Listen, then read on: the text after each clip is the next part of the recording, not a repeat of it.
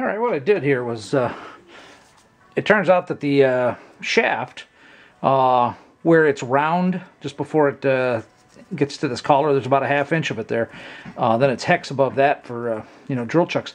Anyway, I chucked it up into a 3/4 inch collet, and it seems to have grabbed it pretty nice. I got to look and double check that it's not slipping. But what I did, I went ahead and put the pilot screw in, and I want to put a little mark here, that way I can tell whether it's slipping in the collet. I'll find a different method. I don't want to spin it in the collet and ruin that collet for other tools and stuff. So anyway, it seems to come out. I put the bit in and then shoved the collet and the quill and everything down on, because, you know, this thing always had that wobble in it, because it wouldn't, you know, it's a 1/16 of a turn from the end of the threads, so it just wobble. That's part of the reason why it chattered so bad and squealed and screamed. So as you can see here, it is way quieter, and that's what you would expect. So put a little coolant on here.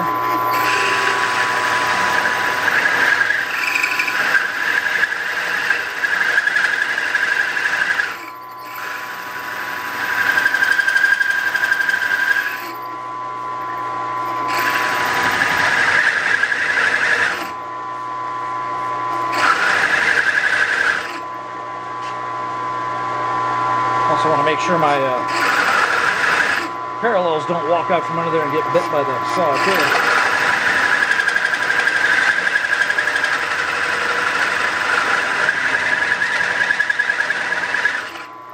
I was slowing down a little bit. I think the belts are slipping slightly.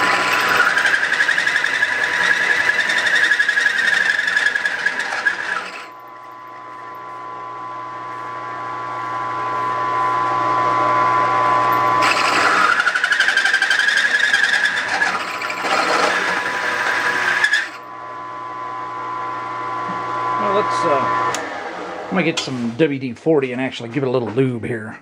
Thing with WD-40 is it smokes really bad. Let's see if WD-40 makes it easier.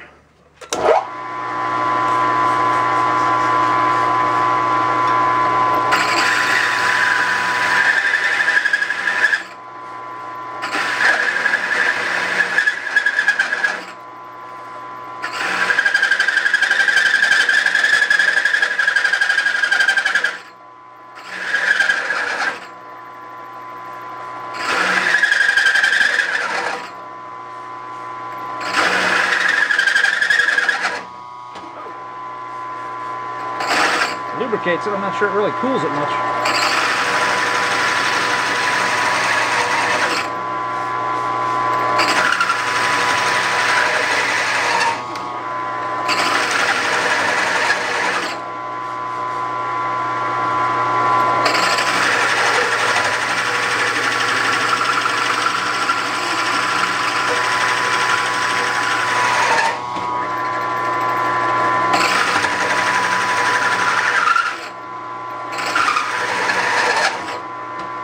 Might be worthwhile to flip it over and attack it from the other side. Man, it's so close. Oh, I thought I'd show something here. As long as I'm doing this. Okay, now, one thing I noticed here is when I did... when the other one cut loose, it looks like this one may have the same thing. I should have left these cuts back a little further, okay?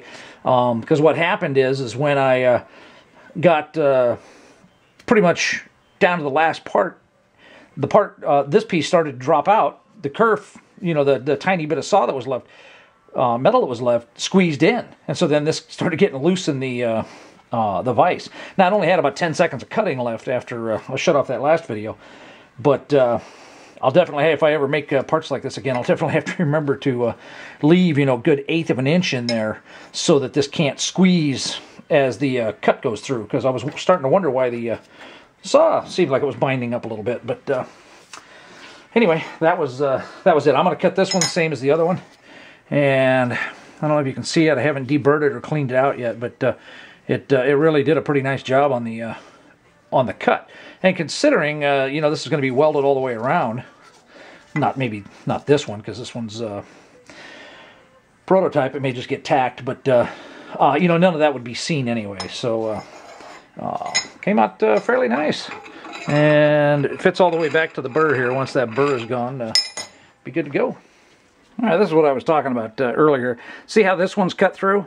I did the bandsaw cut so deep that when the hole saw went in, it took away the metal. Here I got a little bridge, so that piece won't fall out. Now, if I had that little bridge here, this thing did loosen up in the vise at the very end of the cut there, and start binding the blade up in the last, you know, 1/8 of an inch. It gets kind of hard to, 1/16 of an inch or so. It gets kind of hard to cut with a hole saw and that stuff, and that was why. Now, I probably could have put a little wedge or a screwdriver in there to hold that spread and maintain the clamp pressure and the diameter, but it's all said and done now. I'll just have to remember to leave a little bridge there. So now I'll go back to the bandsaw and I'll just cut that out. That'll be a piece of cake, and that part just needs a little deburring and it's finished. All right, one of the best things I've ever done is this belt grinder. It's not the best belt grinder, but this is one cool ass handy tool. So to get these really straight right here, I did those earlier down the front like that. Come out beautiful. Looks like a machined surface. Now for deburring the cuts in the round here, I just wanted to show you real quick. This is so nice. I can come in here and deburr that front edge.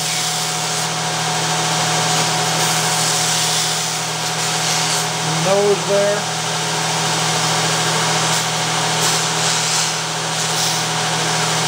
Then I can come over here, get the other edge.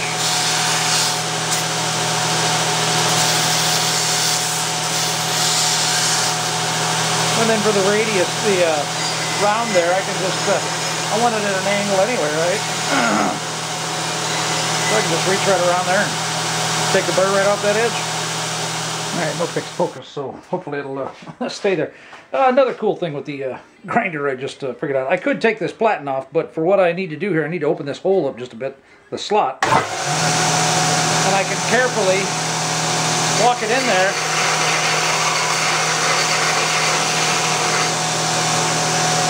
And get in there. Gets hot. I've already been grinding on it, so it's quite hot. Now the fit should be a little bit better. I probably don't have this plate perfectly tangent or perpendicular or whatever to the thing there. I could break those spot welds, and then, you know, I wouldn't get this this gap here. Reality is I may have wandered a little bit. I could just grind that down in there. You know, but just for putting it together as a mock-up for a test, it's just fine. So I may tweak those. I haven't quite decided. I may actually finish this arm and then finish the cut out another one, do another one, and then that will give me one set of upper control arms, be it for one of my rigs or whatever, most likely for one of my rigs, and then that gives me one more laser cut set to when they're done to sell and help make it worth doing all this. So basically now I need to look at putting the bend in on both of these and tack it together and call it good. Probably see about putting the bend in here so that way I can go test the stock ride height side too. Alright, one thing I found the other day with bending this stuff, and I read about it online. It's kind of hard to see on this small piece, but if you have the V, the pinch point, the bending die or whatever, too close to the center for the thickness, for 3/8 it should be pretty darn close to 3 inches apart. Anyway, what it'll do is it will have a tendency to put a U-bend in here, okay? And I don't know if you can make it out and see it there. I'll try to hold it steady, but you can see on this side there the striations, the cut marks from when the piece was made. They're pretty straight, but if you look here, you can see where there's the bend, and then there it bends the opposite direction. Okay, and part of that has to do with how thick the metal is. You know, we're actually getting a pull from up here, kind of thing, you know, or from this way, whichever way it is, and it causes it to buckle. So it's not real pronounced in this, but it is there. Can't see it on the other side because I don't have the striations, the cut marks in there and that stuff, but I thought that was kind of interesting. So I'm going to try to bend this piece, you know, with a 2-inch, so that'll put it 1 inch out on each side, and we'll see how well that bends. I'm just afraid it's going to be too big, loose, sloppy a bend, which I don't really want. But you know, this is prototyping and testing, and you know, despite the time I've got into making this piece, I gotta make the leap and bend it and see what happens. Well, let's see here. You with the camera probably have a better view than I do. I'm gonna try to get that centered, you know, back and forth on there, and then I also have to, even though I can't really see it very well, I have to try to get it down on the line. I've already run it all the way down into the bottom die to kind of get the bottom die centered.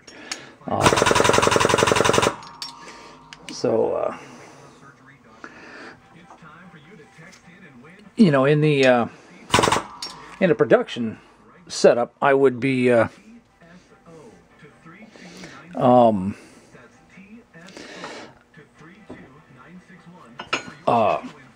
ouch.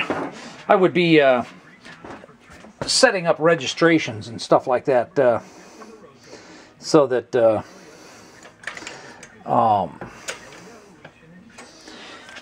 you know, so I could just drop the part onto the bending die and then boom, push it down and everything would be set and registered. So that looks like it. Let's put a little pressure to it now. I need something. Well, for right now, I'm going to guess. It's got to be about 23 degrees, so I'm going to bend it a little bit, see if it bends like I want it to, and then worry about the angle.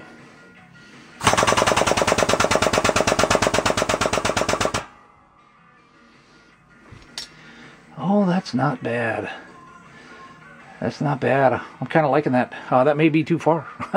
Let me go find something to measure the angle with. All right, got to back it off a little bit because there will be just a little bit of spring, but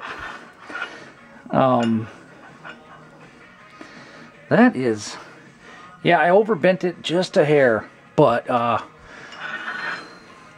that's good. So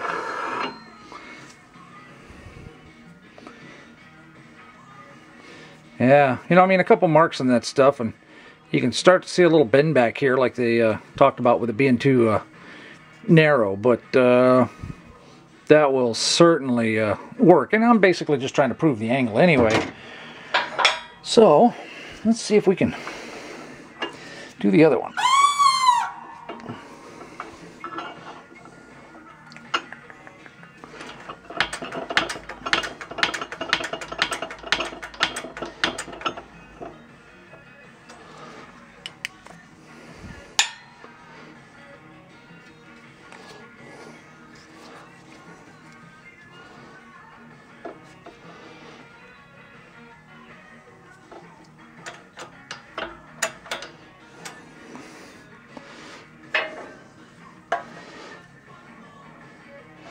Whoops.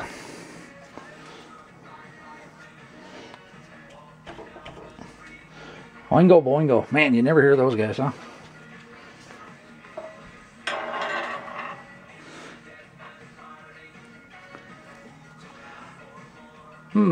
I don't really want to leave my gauge in there because if I bend it, I'm kind of screwed. But let's bend this one.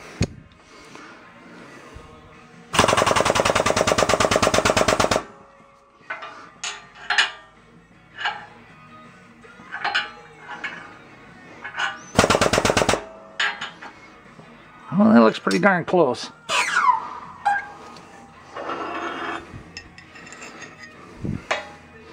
Too many things in my hands there.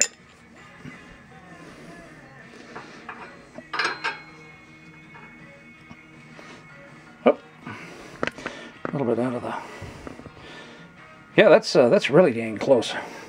Really dang close. Let's put it on that one. And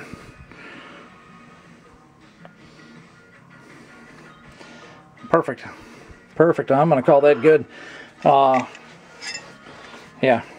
And you know, the same bending marks as the last one. Those can get ground out, or, you know, half of this is going to get covered up with weld anyway, so not too worried about it. I did get it shifted slightly off straight there, but you can't see top and bottom at the same time, so perfect. Now let's do a little flyover here.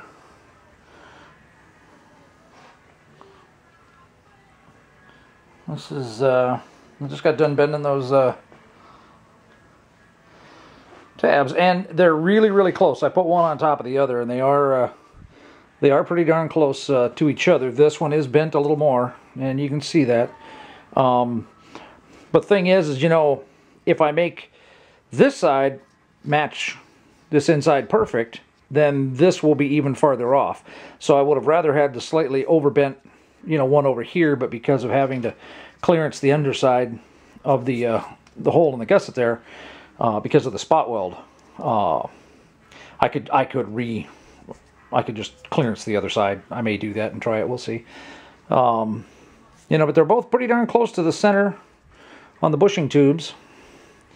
And whoops, and I really I like that. So the only thing I need to do at this point is not the only thing. I've still got a friggin' ton of things. Is to see about putting the bend across here.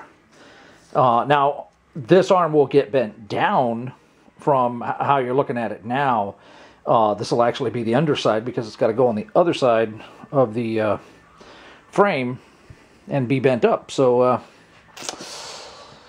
yeah, I might have to build a bending die big enough to handle the load of this. So, we'll see how that goes. That may be the next project.